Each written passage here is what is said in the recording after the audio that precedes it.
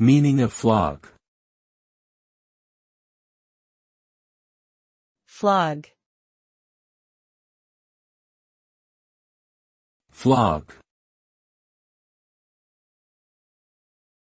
Flog. Flog. Flog can have different meanings depending on the context. It can mean to beat someone with a whip or stick as a punishment or torture. It can also mean to sell something aggressively, often using dishonest methods to persuade people to buy. In either case, the result is negative.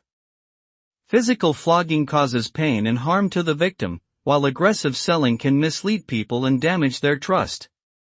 Flogging should not be used as a form of punishment, and selling should be done honestly and ethically to build long-term relationships with customers.